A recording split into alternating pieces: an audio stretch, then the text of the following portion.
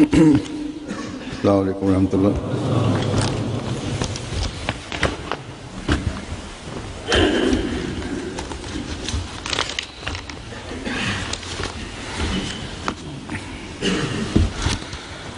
أشهد أن لا إله إلا الله وحده لا شريك له وأشهد أن محمدا عبده ورسوله أما بعد فأعوذ بالله من الشيطان الرجيم بسم الله الرحمن الرحيم الحمد لله رب العالمين الرحمن الرحيم مالك يوم الدين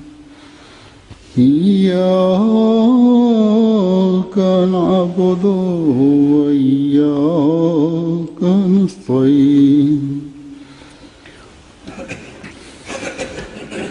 اهدنا الصراط المستقيم صراط الذين أنعمت عليهم غير المغضوب عليهم ولا الضالين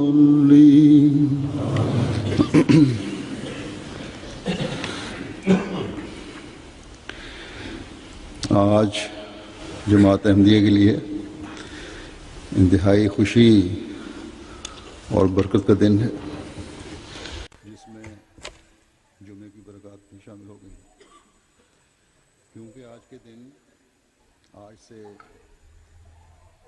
Heute ist ein sehr freudiger Anlass für die Jamaat Ahmadiyya und ein sehr segensreicher Tag, zu dem der segensreiche Freitag noch dazukommt. Heute vor 123 Jahren wurde der Grundstein für die Erneuerung des Islams und des Heiligen Korans gelegt. Und gemäß der Prophezeiung des heiligen Propheten Muhammad sallallahu alaihi wasallam kamen Dinge zum Vorschein, die diese Prophezeiung erfüllten. Der Messias und der Mahdi erschienen und legte den Grundstein der Jamaat der Akharin, der Letzten. Und wir sind die glücklichen Menschen, die von dieser Segnung und Huld profitierten. Jeder Ahmadi, der behauptet, das Bad gemacht zu haben, muss in seinem Gewissen vollständig davon überzeugt sein, dass er jener Jamaat angehört, des Messias, der den Islam wieder auferstehen lassen wollte. Und ebenso ist es unsere Pflicht, eine spirituelle Revolution in unseren Herzen herzuführen, damit wir von jenen Segnungen profitieren, die mit dem verheißenen Messias al-Islam verbunden sind. Der 23. März kommt jedes Jahr und wir Ahmadis sollten nicht nur darüber glücklich sein, dass wir heute das Yawm-e-Masih Maud, den Tag des verheißenen Messias, feiern, oder dass wir sagen, Alhamdulillah, wir haben uns dieser Jamaat angeschlossen. Die Geschichte der Jamaat und der Beginn der Jamaat zeigen, es ist nicht ausreichend, dass wir nur über die Geschichte Bescheid wissen oder irgendwelche Versammlungen veranstalten. Das ist nicht alles, sondern Wir müssen uns bewusst sein und schauen, ob wir das Recht und die Pflichten erfüllt haben, die diesem Bait, diesem Treuegelübde unterworfen sind. Heute ist der Tag, an dem wir uns selber prüfen müssen, an dem wir schauen müssen auf unsere Seelen, ob wir die Bedingungen des Baits erfüllen, dass wir die Bedingungen des Baits vor unseren Augen führen und unser Bait, unser Treuegelübde erneuern, dass wir uns noch einmal bemühen und in unserem Herzen den festen Entschluss fassen, die Bedingungen des Baits zu erfüllen. Wir sind dazu verpflichtet, dass wir auf der einen Seite sehr oft Gottes gedenken, Gottlob preisen, und auf der anderen Seite ist es auch wichtig, dass wir 1000 und 100.000 Mal auf den heiligen Propheten Muhammad sallallahu alaihi wasallam das Durud rezitieren sollten, die Lobpreisung des heiligen Propheten sallallahu alaihi wasallam. Und wenn man sich die Bedingungen des Bait anschaut, dann sieht man, dass diese uns auch dazu ermahnen. Heute möchte ich wieder, um dies zu erfrischen, die Bedingungen des Baits in den Worten des verheißenen Messias a.s. vor Ihnen legen. Was erwartet der verheißene Messias a.s. von uns? Die erste Bedingung des Baits lautet, und der Ahmadi verpflichtet sich dazu,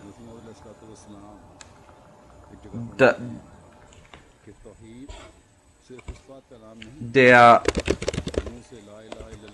Mensch, der das Bait macht, soll versprechen, dass er bis zum Tage seines Todes sich vom Götzendienst fernhalten wird. Der verheißene Messias a.s. sagt dazu, Bait bedeutet nicht, dass man nur durch seine Lippenbekenntnisse etwas schwört. Und Schirk heißt nicht nur, dass man irgendwelche Götzen anbetet, sondern dass man irgendeine andere Macht oder irgendeine Person oder irgendeinem Ding eine Stellung einräumt, die einer Göttlichkeit gleichkommt. Dann sagt der verheißene Messias, Götzen sind nicht nur aus Gold oder Silber oder Bronze oder Stein, sondern alles und alle Dinge und alle Taten und alle Worte, die denen solches Gewicht eingeräumt wird, was eigentlich Allah zugehört, ist ein Götze. So seid euch bewusst, dass die wahre Einheit Gottes, die Allah Ta'ala von uns erwartet und die uns zu unserer Erlösung führen wird, ist, dass man alles, was Geschöpf ist, ob es Menschen sind oder Sonne und Mond oder das eigene Ego oder die eigenen Versuche oder die eigenen Wünsche und Taten, dass man diese nicht Gott gleichstellt, dass man niemanden als den Gebenden akzeptiert als Allah und dass man darüber Bescheid weiß, dass es Allah ist, der euch Ehre und Würde gibt und euch auch diese Ehre wegnehmen kann. Das bedeutet, seine ganze Liebe für Allah beschränken, seine Gottesdienste auf Allah beschränken, seine Wünsche und seine Hoffnungen auf Allah beschränken, nur vor ihn diese Wünsche bringen, nur ihn fürchten. Dann sagt der verheißene Messias weiter, keine Einheit, kein Tawhid kann ohne diese drei Dinge vollkommen sein. Welche drei Dinge? Erstens, dass man Gott als den einzigen Gott betrachtet, dass man ihm niemanden und nichts beiseite stellt, was es gibt, was existiert, dass man alles als Illusion betrachtet und als etwas, was vergänglich ist. außer Gott. Alles ist eine Lüge außer Allah. Zweitens, dass man die Eigenschaften Gottes als einzigartig anerkennt. Das bedeutet, dass er mit seinen göttlichen Eigenschaften alleine ist. Er ist es, der uns beschützt. Er ist es, der alle göttlichen Mächte und Kräfte besitzt und die Quelle aller Kräfte ist. Und dann sagt der verheißene Messias,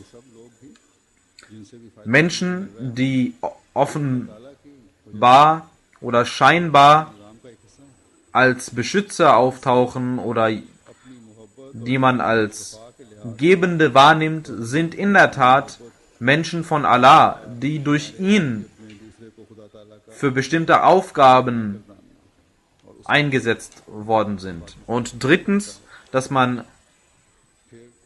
durch seine Liebe des Tawhid die Einheit Gottes akzeptiert. Also in seiner Liebe, in seiner vollkommenen Liebe niemanden ihm beiseite stellt, dass man ihn betet aus Liebe.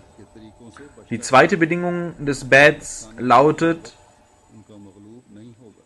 dass er sie sich fernhalten wird von Lüge, Unzucht, Ehebruch, Versündigung der Augen und jeder Art von Morallosigkeit und Unsittlichkeit, Unrecht, Veruntreuung, Unruhe und Rebellion, und dass er oder sie sich selbst nicht erlauben wird, von Erregungen mitgerissen zu werden, wie stark sie auch immer sein mögen.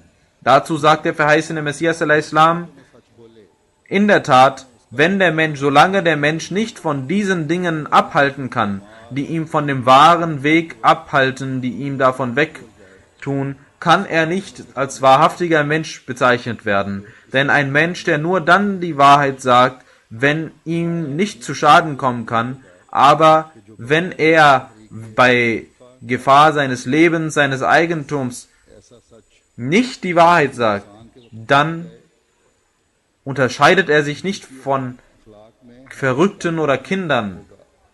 Es gibt in der Welt keinen Menschen, der ohne Grund lügt. Jeder hat einen Grund dazu. Deswegen ist jene Wahrheit, die man bei einer Gefahr beiseite legt, nicht eine wirkliche Wahrheit. Der richtige Zeitpunkt, um die Wahrheit zu sprechen, ist jener, wenn sein eigenes Leben oder Eigentum oder Ehre in Gefahr sind. Und Allah sagt dazu, فَاجْتَنِبُوا الرِّجْسَ إِنَّ الْأَوْثَانَ وَاجْتَنِبُوا الزُّورَ وَلَا يَأْبَ الشُّهَدَاءُ إِذَا مَا دُعُوا وَلَا تَكْتُمُوا الشَّهَادَةَ مَنْ يَكْتُمْهَا فَإِنَّهُ عَاصِمٌ قَلْبُهُ.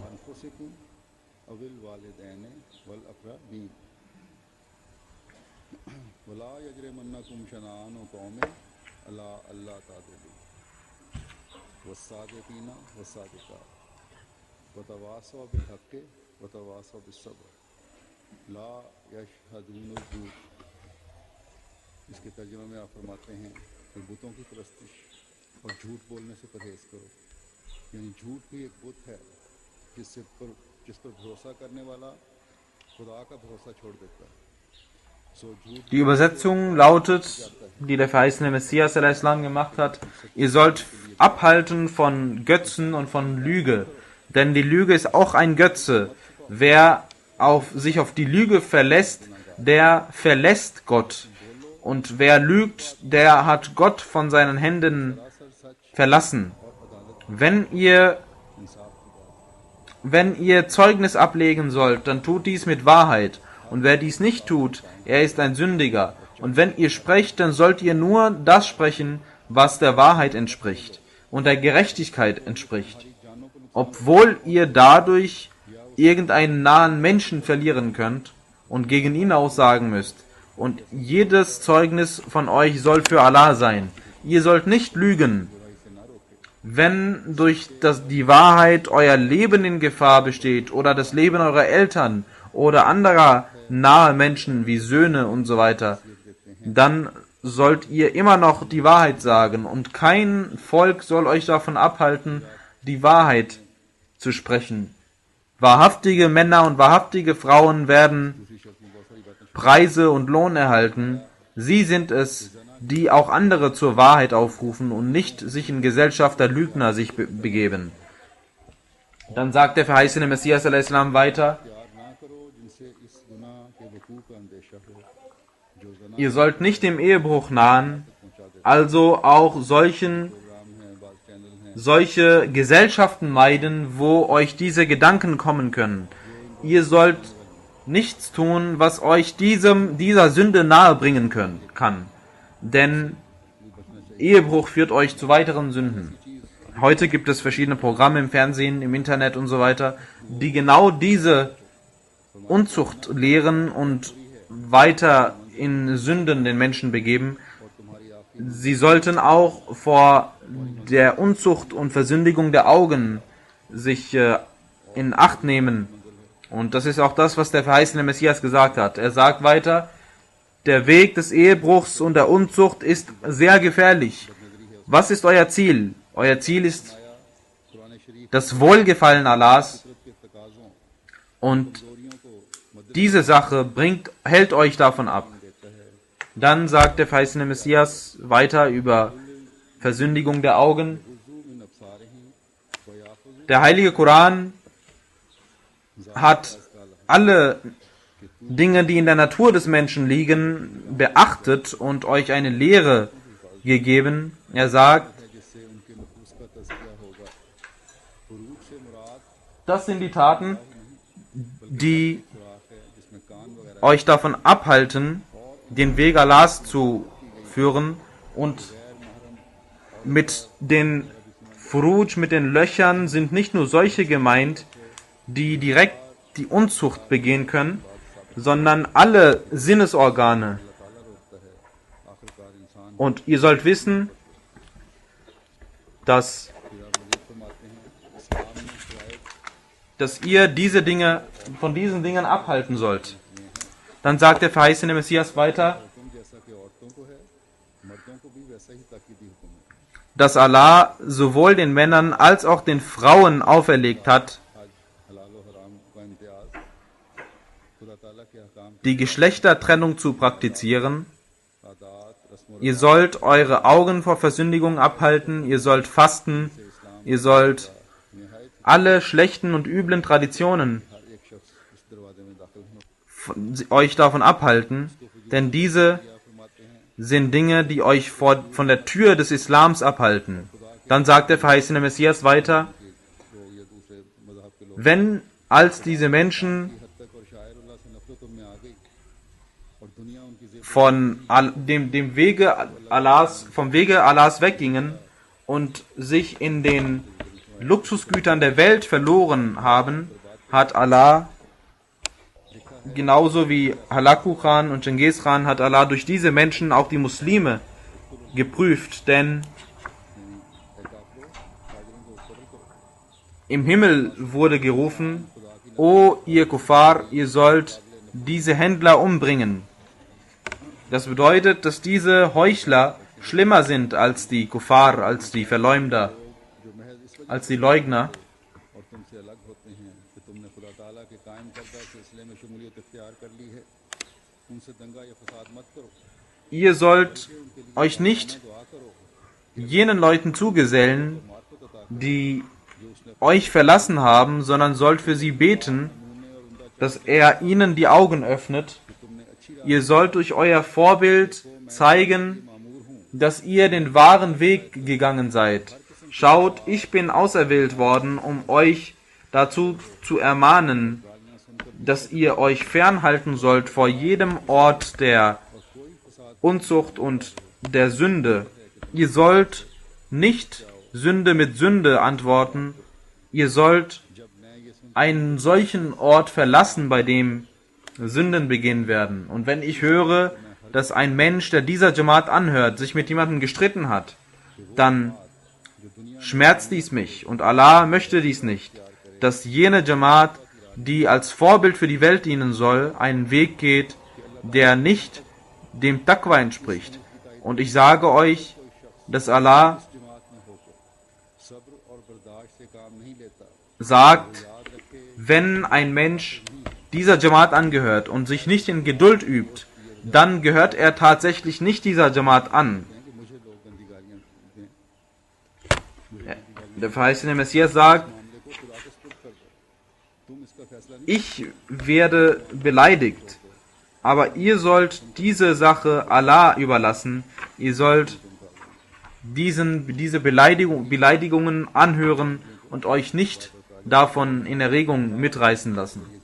Husul sagt, dass auch das genau das ist, was in Pakistan passiert.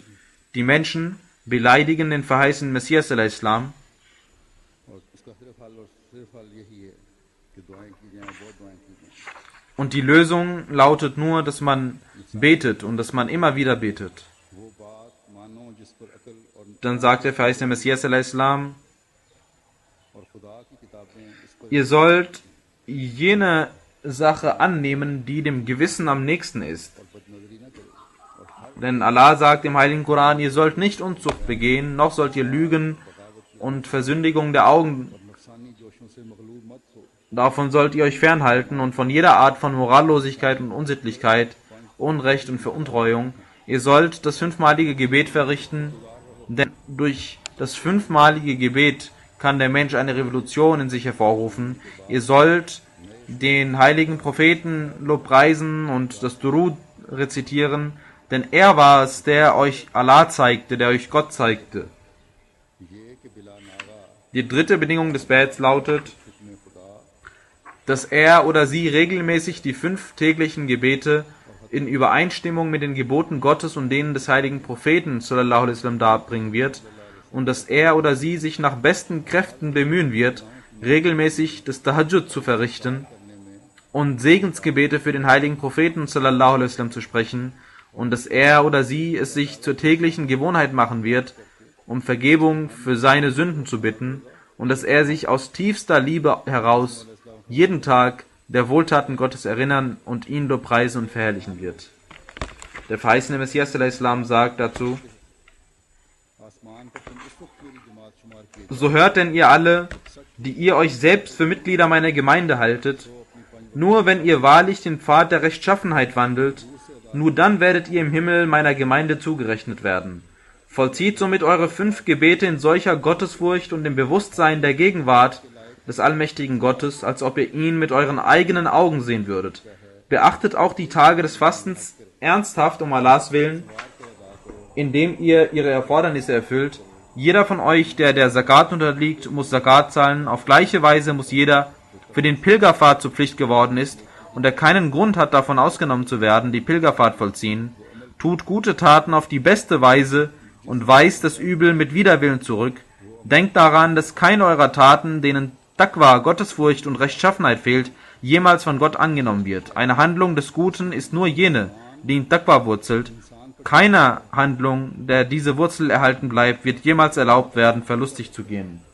Der verheißene Messias al-Islam sagt, नमाज का हक अदा करने वाला ये ख्याल करता है कि मैं मर गया और उसकी रूह jemand, der das Namas verrichtet, जिस घर में इस किस्म की denkt, dass er tot ist und dass seine Seele Allah gewidmet ist. Und das Haus, in welchem dieses Namas verrichten wird, wird niemals zugrunde gehen. Und in einem Hadith heißt es, wenn das Volk von Lot das Gebet verrichtet hätte, würde es niemals untergehen. Alle Pflichten werden einmal im Jahr auferlegt, aber das Namas ist eine Pflicht, das täglich 5-mal zur Pflicht gemacht worden ist. Wenn man dies nicht tut, wird man nicht die Segnungen erhalten, die mit ihm verbunden sind, noch wird man die Vergebung Allahs erlangen. Dann sagt der verheißene Messias al-Islam, ihr sollt das Tahajjud verrichten, damit ihr wie jene Sahaba werdet, die Gefährten des heiligen Propheten sallallahu alaihi wasallam. Auch die Gefährten, also der verheißene Messias sagt, auch die Gefährten des heiligen Propheten haben ihre Erziehung stufenweise erlangt. Was waren sie zuvor? Wie ein Samen, den der Landwirt sät. Dann bewässerte sie der heilige Prophet sallallahu alaihi wasallam. Er betete für sie. Der Samen war gesund und der Boden fruchtbar. so zeitigte er durch die Bewässerung hervorragende Früchte. So wie der heilige Prophet sallallahu alaihi wasallam schritt, so schritten auch sie. Sie warteten nicht auf die Nacht oder den Tag. Ihr sollt, sagt der verheißene Messias, mit aufrichtigem Herzen bereuen. Steht zum Tahajjud auf, betet zu Gott, reinigt eure Herzen, behebt eure Schwächen und richtet eure Worte und eure Taten nach dem Willen Gottes. Dann sagt der verheißene Messias, wenn ihr wollt, dass ihr die Segnungen erhalten wollt, die mit dem heiligen Propheten sallallahu alaihi wasallam verbunden sind, dann sollt ihr ihm euch niederwerfen. Und der heilige Prophet Muhammad sallallahu alaihi wasallam war ein Mensch, aber ihr sollt ihn lobpreisen und sollt niemals irgendein Gebot ablassen, was der heilige Prophet sallallahu alaihi wasallam euch gegeben hat. Dann sagt der verheißene Messias al-Islam weiter zum Istighfar: Wenn ihr wirklich um Vergebung werdet, dann könnt ihr eure Sünden ablegen. Wenn es Menschen gibt, die Sünden begangen haben, dann so nützt ihnen das Istighfar in der Weise, dass es sie vor den Folgen der Sündigung, also der Strafe, schützt. Denn, sagt der verheißene Messias, bei der Ankunft des Lichts kann die Finsternis nicht bestehen bleiben. Und solche Kriminelle, die kein Istighfar sprechen, die nicht um Vergebung beten, Gott also nicht um Kraft bitten, diese erhalten regelmäßig die Strafe für ihre Vergehen. Dann lautet die vierte Bedingung des Bets, dass er sich von den Leidenschaften seines eigenen Egos nicht dazu verleiten lassen wird, den Geschöpfen Allahs im Allgemeinen und den Muslimen im Besonderen irgendeinen Schaden zuzufügen, sei es durch seine Zunge, sei es durch seine Hand oder auf irgendeine Art und Weise. Der verheißene Messias al-Islam sagt dazu, das Wichtigste ist, dass der Mensch Nachsicht übt. Die erste Eigenschaft nennt sich Af, das heißt, dass er Vergebung und Nachsicht mit sich bringt. Wenn es für ihn zum Vorteil ist, ihn zu vergeben, dann sollt ihr vergeben, denn Allah sagt im Heiligen Koran dazu,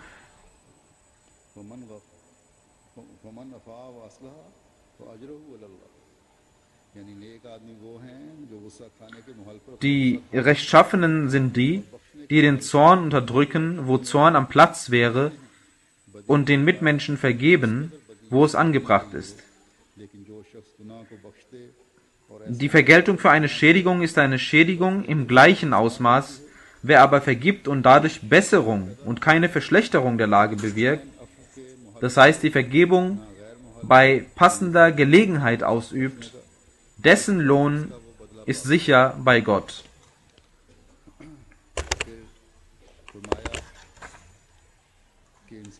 Dann sagte der verheißene Messias al-Islam,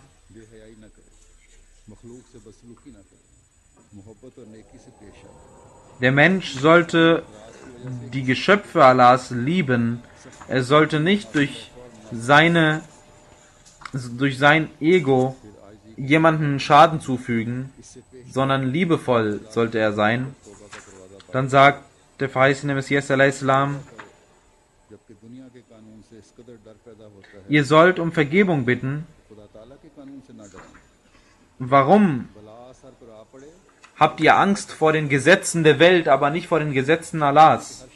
Denn wenn ein Zorn Gottes kommt, dann muss man sich davor fürchten. Jeder sollte sich darum bemühen, für das Tahajjud aufzustehen und auch die täglichen 5 Gebete mit Hingabe zu verrichten. Bereut alle Dinge, die Gottes Zorn erregen, wobei wahre Reue bedeutet, dass von all dem Abstand genommen werden muss, was Gott missfällt. Dies schließt in sich auch eine aufrichtige Veränderung des eigenen Ichs ein und bedeutet, dass eine Entwicklung durch Laufen und Rechtschaffenheit angeeignet werden muss. Hierin liegt in der Tat Allahs Gnade. Tragt Sorge dafür, dass eure menschlichen Gewohnheiten der Sittsamkeit entsprechen. Meidet Zorn und ersetzt ihn durch Sanftheit und Demut. Außerdem sollte neben der Verbesserung der eigenen moralischen Eigenschaften das Augenmerk auch auf das Spenden gerichtet werden. Und Allah sagt im Heiligen Koran, dass die Armen, die Waisen und die Gefangenen gespeist werden sollen. Was jedoch nur einzig aus dem Grund heraus geschieht, dass man auf diese Weise das Wohlgefallen Allahs erlangen möchte. Ebenso wird auch die Furcht vor dem jüngsten Tag geäußert. Kurzum, betet, bereut und spendet, damit Allah mit euch gnädig und barmherzig verfährt. Die 5. Bedingung des Bets lautet, dass er Gott unter allen Lebensumständen treu bleiben wird, in Sorgen und in Freuden, in Unglück und in Wohlergehen, in Gnadenfülle und in harten Prüfungen, und dass er unter allen Bedingungen dem Ratschluss Allahs ergeben bleiben wird und sich selbst bereithalten wird, allen möglichen Beleidigungen und Leiden auf seinem Wege mutig gegenüberzutreten, und dass er sich niemals von diesem Wege abwenden wird, sei die Intensität irgendeines Unglücks auch so heftig. Im Gegenteil, er wird vorwärts schreiten. Der verheißene Messias sagt, das heißt, die Menschen des höchsten Ranges, die sich im Wohlgefallen Allahs verlieren, die ihr Leben verkaufen, um die Zufriedenheit Gottes zu erwerben, diese sind es, denen die Barmherzigkeit Gottes zuteil wird. Allah erklärt in diesem Vers, der verheißene Messias zitiert einen Vers und beschreibt diesen, nur derjenige wird von allen Leiden befreit werden, der auf meinem Wege und um mein Wohlgefallen zu erlangen, sein Selbst verkauft. Er beweist durch seine äußerste Hingabe, dass er Gott gehört, und er betrachtet sein gesamtes Wesen als etwas, das für den Gehorsam gegenüber dem Schöpfer und dem Dienst an der Menschheit geschaffen wurde. Dann sagt der verheißene Messias al-Islam, der geliebte Diener Gottes gibt im Wege Gottes sein Leben hin und er erhält im Gegenzug die Zufriedenheit Gottes. Dies sind die Leute, die die besondere Barmherzigkeit Gottes erfahren. Dann sagt der verheißene Messias al-Islam, jeder gläubige Mensch ist jemand, der sich Allah anschließt und Allah zu seinem Freund wird. Doch wenn er dies nicht tut, dann ist sein Glaube in Gefahr.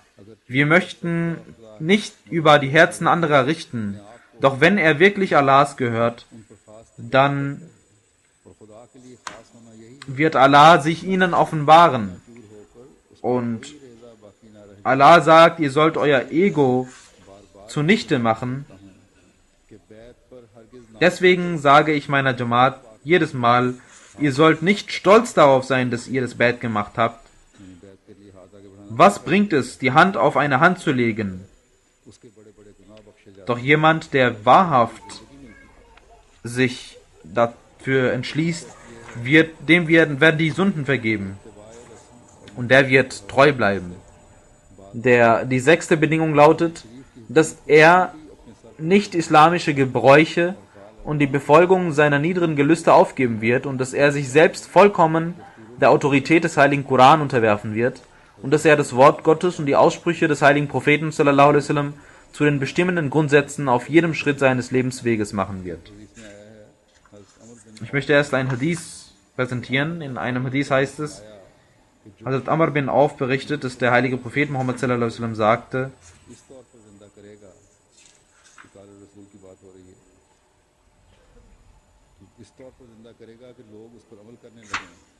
wenn jemand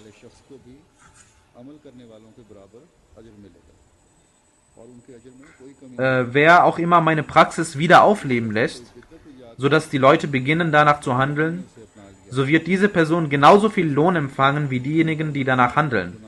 Und an ihrem Lohn wird sich auch nichts verringern. Und wer eine Neuerung in den Glauben einführt und die Leute sich diese zu eigen machen, so wird auch die Person, die die Neuerung eingeführt hat, Anteil an der Versündigung derjenigen haben, die danach handeln. Und an der Sünde derjenigen, die danach handelten, wird sich auch nichts verringern. Der verheißene Messias al-Islam sagt, schaut, Allah sagt im heiligen Koran, Um von Allah geliebt zu werden, ist der einzige Weg, dem heiligen Propheten sallallahu alaihi wasallam zu folgen. Einen anderen Weg, der euch mit Gott vereint, gibt es nicht. Das Ziel eines Menschen sollte allein das Streben nach diesem einen Gott, der keinen Partner hat, sein. Schirk und Neuerungen im Glauben sollten vermieden werden. Man sollte sich nicht den Bräuchen hingeben und den eigenen niederen Begierden frönen. Schaut, ich sage es erneut, der Mensch kann durch keine andere Weise Erfolg erlangen, als durch die Beschreitung des richtigen Weges des heiligen Propheten sallallahu alaihi wasallam. Wir haben nur einen Propheten, und es wurde nur ein heiliger Koran auf diesen Propheten herabgesandt, durch dessen Folgung wir Gott erreichen können. Die von den heutigen Fakiren entwickelten Methoden und der falsche Scham und die Bittgebete, Segensgebete und verschiedene Gebetsformeln der eremitischen Anführer sind alles Instrumente zum Abbringen des Menschen vom geraden Weg. Darum sollt ihr diese meiden. Diese Leute haben das Siegel der Prophetenschaft des heiligen Propheten sallallahu alaihi wasallam brechen wollen und gleichsam eine eigene Scharia geschaffen. Denkt daran, es gibt zum Öffnen der Tore zu den Segnungen und Gnaden Gottes keinen anderen Schlüssel als die Befolgung des heiligen Koran und der Anordnungen des heiligen Propheten sallallahu alaihi wasallam sowie das Praktizieren der überlieferten Methoden wie das Namaz oder das Fasten. Verloren ist derjenige, der diese Wege verlässt und an ihrer Stadt neue sucht. Erfolglos wird jener sterben, der nicht den Geboten Gottes und seines Propheten folgt und stattdessen auf anderen Wegen nach ihm sucht. Und dann lautet die 7. Bedingung des Bets, dass er Stolz und Eitelkeit völlig aufgeben wird und sein ganzes Leben in Bescheidenheit, Demut, Freundlichkeit, Milde und Genügsamkeit verbringen wird. Der verheißene Messias a.s. sagt über Hochmut: Ich sage euch ganz ehrlich, am Tage des jüngsten Gerichts und in dieser Welt ist Hochmut die Sünde. Am Tage des jüngsten Gerichts nach Schirk gibt es kein größeres Unheil als Hochmut. Tatsächlich ist Hochmut ein solches Übel, das den Menschen in beiden Welten in Ungnade fallen lässt. Allahs Gnade läutert jeden, der an seine Einheit glaubt, jedoch nicht den Hochmütigen. Schließlich hat auch Satan den Anspruch erhoben, an die Einheit Gottes zu glauben. Und dennoch hat er sich hochmütig verhalten und Adam gegenüber, der Allah teuer war, seine Geringschätzung zum Ausdruck gebracht. Satan kritisierte Adam und erfuhr letztlich seine eigene Verderbnis, und das Joch des Fluches wurde seinem Nacken angeheftet. Somit war Hochmut die erste Sünde, die ein Wesen in eine endgültige Verderbnis stürzte.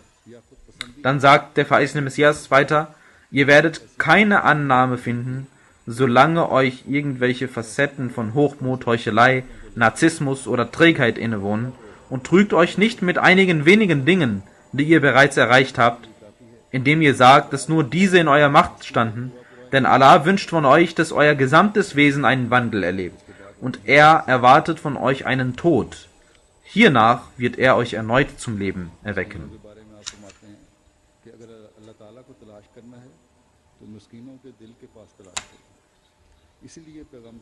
Dann sagt der verheißene Messias al-Islam: Wenn ihr Allah erreichen wollt, dann sollt ihr euch demütigen Menschen anschließen.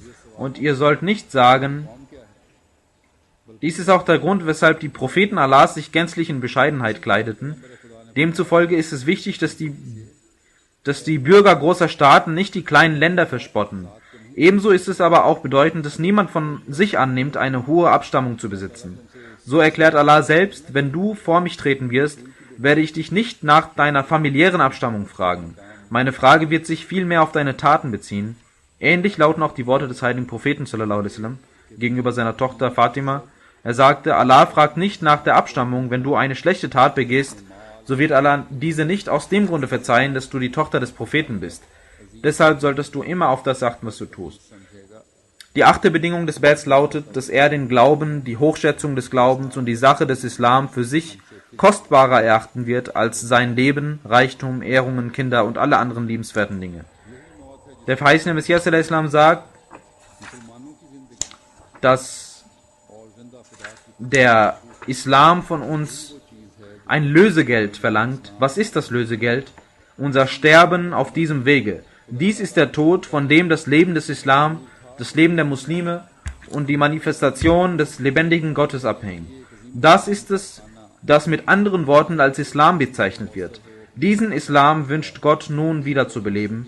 Um diesen großen Plan zu vollenden, war es erforderlich, dass er von sich aus eine in jeder Hinsicht effektive Fabrik errichtet. So tat der Weise und Allmächtige genau dies, indem er diesen Demütigen, also den verheißenen Messias, für die Reformierung der Menschen sandte. So sagt, wir sind es, die diesem Messias angehören und sollten uns diesen Dingen annehmen. Die 9. Bedingung des Bets lautet, dass er sich nur um Allahs Willen dem Dienst an Allahs Geschöpfen widmen wird und dass er sich bemühen wird, der Menschheit zu nützen, nach dem Besten seiner von Gott gegebenen Fähigkeiten und Kräfte. Der verheißene Messias al-Islam sagt dazu,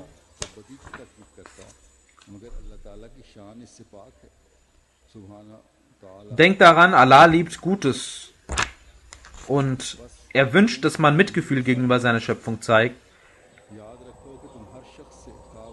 Hätte er das Böse geliebt, so hätte er dazu aufgefordert. Doch die Majestät Allahs ist darüber erhaben, heilig ist er, erhaben ist seine Majestät. Darum sollt ihr, die ihr eine Beziehung zu mir unterhaltet, bedenken, dass ihr jedem gegenüber Mitgefühl zeigen sollt, ganz gleich welcher Religion die Person angehört, und ohne Unterschied gut zu jedem sein sollt. Denn genau das ist die Lehre des Heiligen Koran. Bei den Gefangenen handelte es sich zumeist um Ungläubige. Seht, wie weit das Mitgefühl im Islam reicht. Meines Erachtens ist eine perfekte moralische Lehre keiner anderen Religion außer dem Islam zuteil geworden. Und der verheißene Messias sagt, es macht mich besonders traurig zu sehen oder zu hören, dass jemand diesen oder jenen Fehler begangen hat. Ich bin über solche Vorfälle keineswegs erfreut. Ich sehe die Jamaat noch als Kind, das 2 Schritte nach vorne macht und 4 Schritte fällt. Ich bin jedoch der Überzeugung, dass Allah diese Jamaat zu einer vollkommenen machen wird. Deshalb sollt ihr durch Bemühungen, Planung, Anstrengung und Gebete eure Arbeit fortsetzen, damit Allah seine Gnade herabsende. Denn ohne seine Gnade ist nichts zu erschaffen, erst durch seine Gnade eröffnet er alle Wege. Dann sagt der verheißene Messias al-Islam weiter, ihr sollt den Geschöpfen Allahs dienen. Ihr sollt Wohlwollen zeigen gegenüber den Menschen, damit ihr angenommen werdet. Ihr sollt Güte walten lassen, wenn ihr erwachsen seid. Und ihr sollt nicht andere verspotten. Wenn ihr reich seid, sollt ihr den Armen helfen. Die 10. Bedingung lautet, dass er den Bund der Brüderlichkeit mit diesem Demütigen, also den verheißenen Messias, allein um Allahs Willen mit dem Versprechen der Gehorsamkeit in allem Guten eingehen und sich verpflichten wird, diesem Bund treu zu bleiben, bis zum Tage seines Todes. Und dass er sich mit einer solchen Hingabe für die Einhaltung dieses Bundes einsetzen wird, wie sie in weltlichen Verwandtschaften und Beziehungen und jeglicher Art von Untergebenen nicht zu finden ist.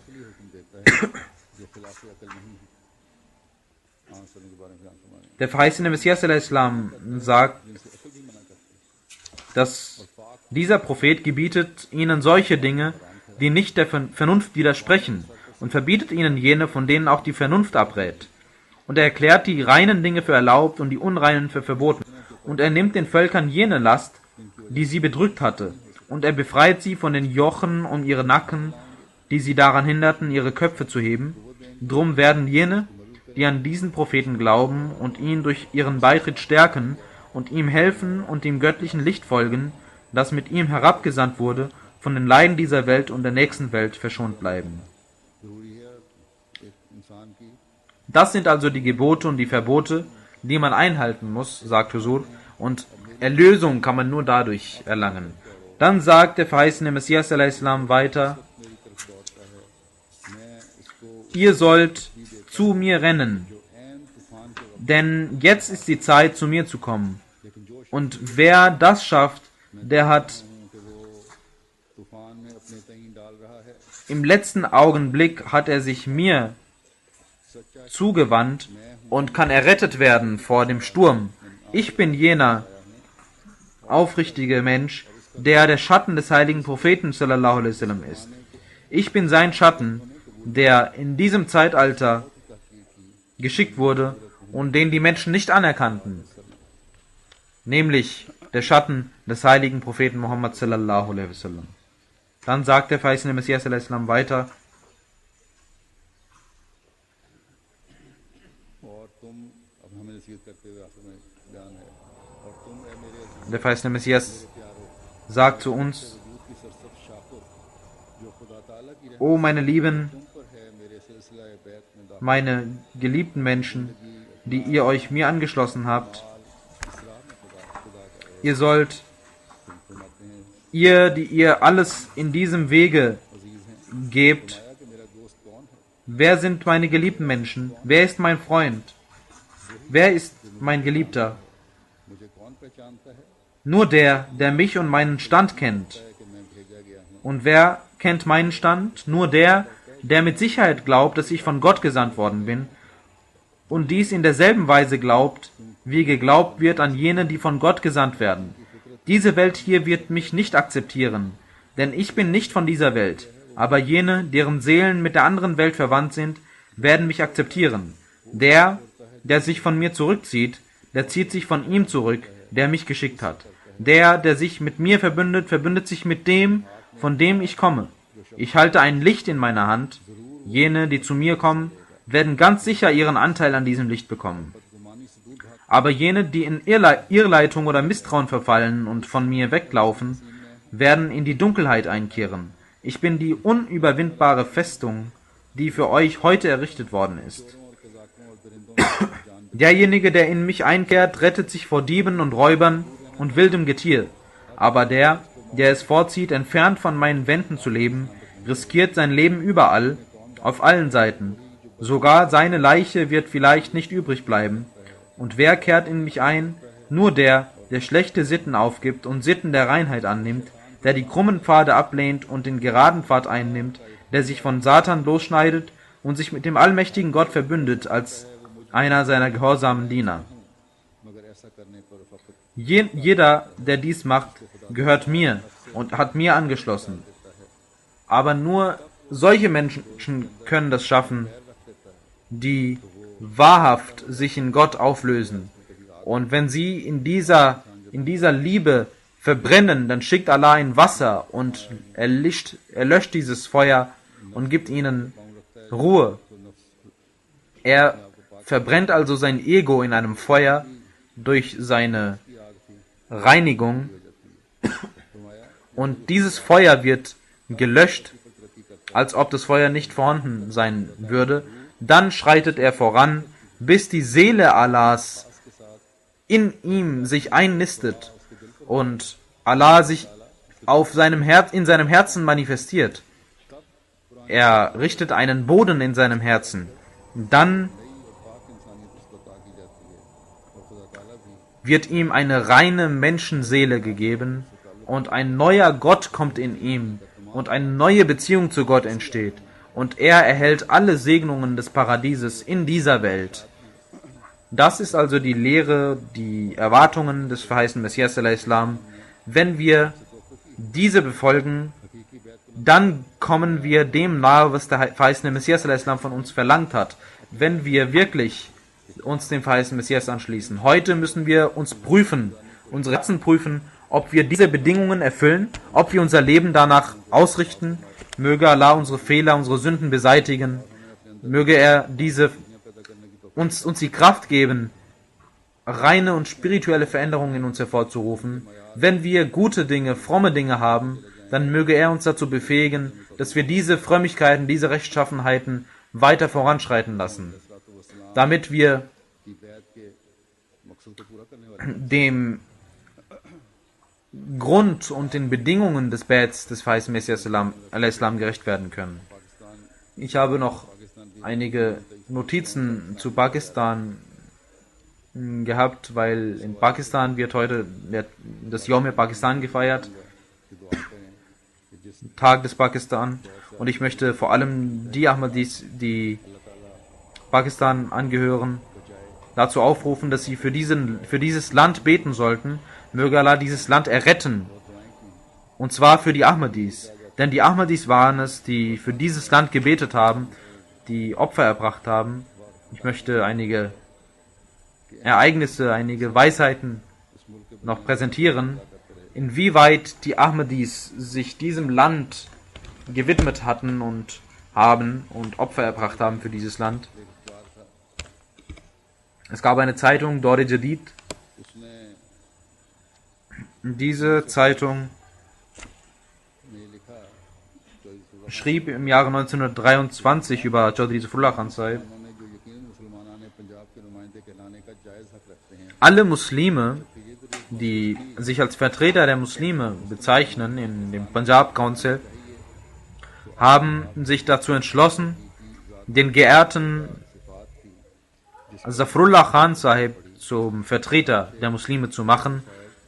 Seine majestätische und autoritäre उमदगी से हुकूमत बरतानी und और सियासी ने einzigartige Persönlichkeit war es, file पेश किए जिसके die ना सिर्फ मुसलमाना ने पंजाब हुए die Rechte der Muslime wiederherstellte und die Regierung von Britannien dazu ermutigte, etwas dafür zu tun. इसी वक्त Und diese Zeitung berichtet weiter: Kein Mensch, der den Medien angehört, kann jemals diese Dienste von Zafrullah Khan vergessen. Dann gibt es verschiedene berühmte अपने अखबार हमदर्द Persönlichkeiten von damals. Maulana Muhammad Ali Johar schreibt in seiner Zeitung von 1927: Es wäre eine Undankbarkeit, wenn wir nicht Mirza Bashiruddin Mahmud Ahmad und seine Jamaat an dieser Stelle erwähnen würden, die बहबूदी के लिए वक्त करती हैं unabhängig von ihrem Glauben alles getan haben, um für die Muslime zu kämpfen. के लिए बिलअमूम और उन अशखास के लिए Und जो बिस्मिल्लाह की गुंबतों में बैठकर खिदमत इस्लाम के बुलंद diese Khidmat und dieser Dienst, den sie geleistet haben, के खुगर हैं ist viel größer als der jener Menschen, die sich als Muslime bezeichnen. जमात अहमदिया की Maulana Muhammad Ali Johar schreibt also nicht nur, dass der Dienst der Jamaat so hoch ist, sondern er sagt, dass die Jamaat tatsächlich den Muslimen angehört, dass sie eine muslimische Gruppierung ist. Und heute ist man bemüht, den Namen der Jamaat zu vernichten. Man möchte den Namen der Jamaat aus der Geschichte von Pakistan auslöschen. एक बुजुर्ग अदीब ख्वाजा हसन निज़ामी ने लिखा Genauso schreibt ein großer Gelehrter und Literat: Hindu और मुसलमान और हर अंग्रेज ने जो चौधरी ज़फरुल्लाह खान की लियाकत को माना In der Konferenz des runden Tisches अंग्रेज ने चौधरी ज़फरुल्लाह खान की लियाकत को माना haben die Briten कोई ऐसा आदमी von der einzigartigen Weisheit und Weitsicht von Zafrullah Khan wurden sie beeinflusst पेचीदा को अच्छी तरह und er war es, und Chaudhry Zafrullah Khan ist es, der die Politik versteht und der es versteht, Einfluss auszuüben. Hat Khaja Hassan Nizami geschrieben. फिर डॉक्टर आशिक हुसैन बटालवी साहब लिखते हैं Dann schreibt Dr. Ashik Hussain Btalvi Sahib: कि मुसलमान मत In der Konferenz zum runden Tisch war der erfolgreichste Mensch Aga Khan und Chaudhry Zafrullah Khan. Iqbal के आखिरी 2 साल Das steht im Buch Iqbals letzte 2 Jahre. Ist in Pakistan erschienen. हज़रत कायद आज़म ने खुद Dann hat Hazrat खाने के बारे में Qaid-e Azam बताने के बारे में फरमाया कि मुझे अब selbst gesagt: Ich हिंदुस्तान की कोई मदद glaube, ich hatte geglaubt, dass ich Hindustan nicht helfen kann, dass ich Indien nicht helfen kann. Ich dachte, dass ich niemals die Hindu-Mentalität ändern könnte, noch die muslimischen Augen öffnen könnte. Dann habe ich mich dazu entschlossen, mich in London niederzulassen. Das steht in einem Buch von Rais Jafri. Und damals hat die Jamaat Ahmadiyya sich darum bemüht. Hazrat Khalifatul Masih Sani hat den Imam Masjid London Abdurrahim Dard Sahib geschickt, um Quaid-e-Azam dazu zu bewegen, nach Indien zurückzukehren, damit er die Muslime führen kann und ihre Rechte durchsetzen kann. Und Quaid-e-Azam beschloss, dann zurückzukehren und führte die Muslime und fasste den Entschluss, dies zu tun.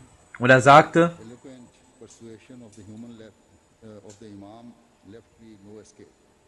die einzigartige, enthusiastische Bemühung des Imams der Fazl-Moschee hat mir keinen anderen Weg gelassen, als zurückzukehren. कोई फरार की रास्ता नहीं छोड़ा.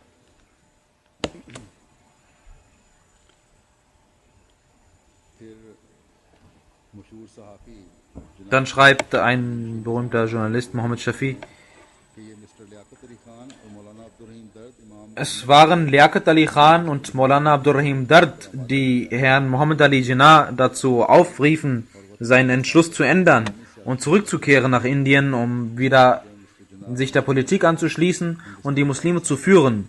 Deswegen kam Quaid-e-Azam 1934 zurück und wurde in der Nationalversammlung gewählt.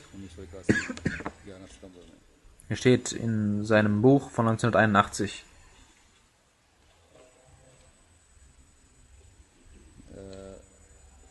जो अशद मुखालिफीन थे उन्होंने भी इतराफ़ किया. Genauso haben auch die größten Feinde mussten zugeben.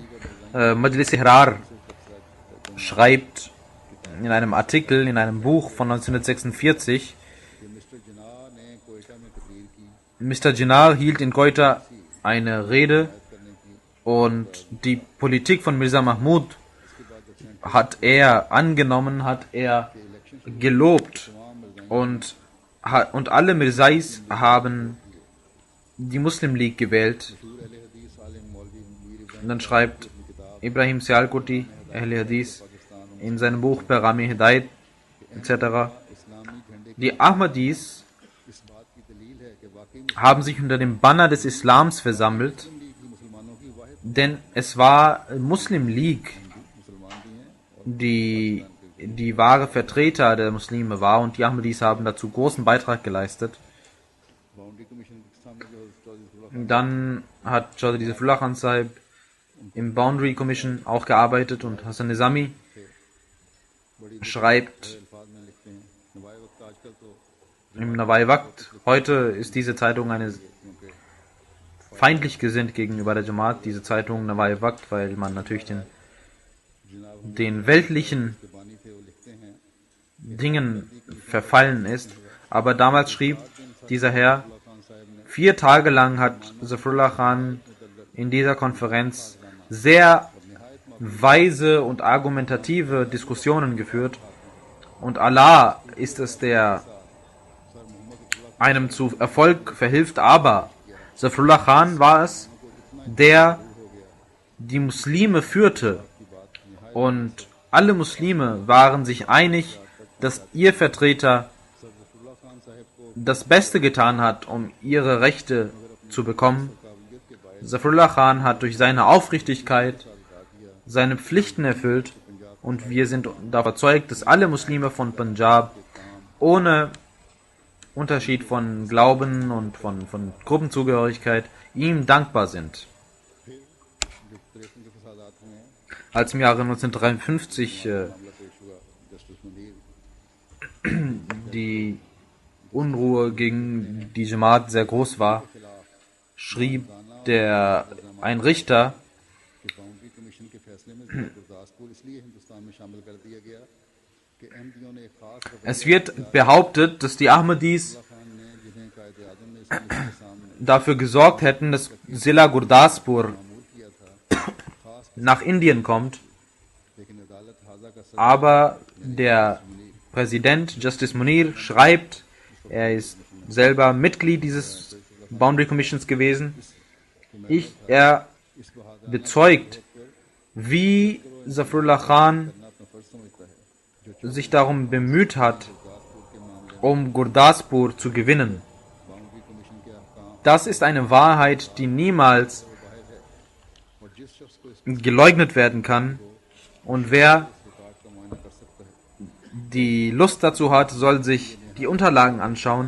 Chaudhry Saifullah Khan hat sich aufgeopfert für die Rechte der Muslime, बावजूद बाज़ जमातों obwohl einige में Muslime अंदाज में किया है, वो शर्मनाक die Ahmadis mit, obwohl die anderen Muslime die Dienste von den Ahmadis auf eine unverschämte Art und Weise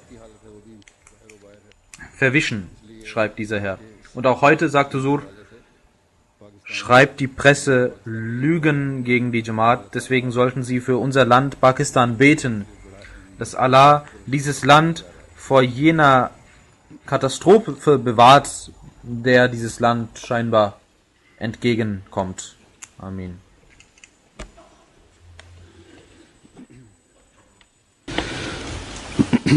الحمد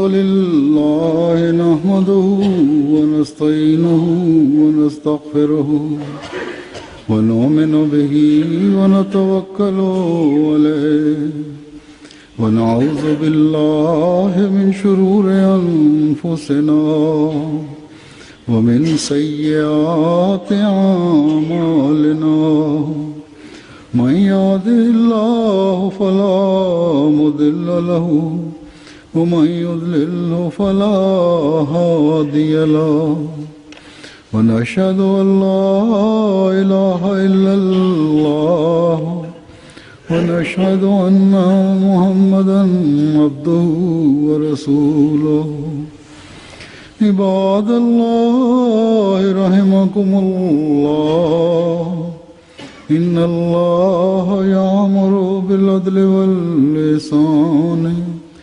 وإيتاء ذي القربى وينهى عن الفحشاء والمنكر والبغي يعظكم لعلكم تذكرون اذكروا الله يذكركم وادعوه يستجب لكم ولذكر الله أكبر.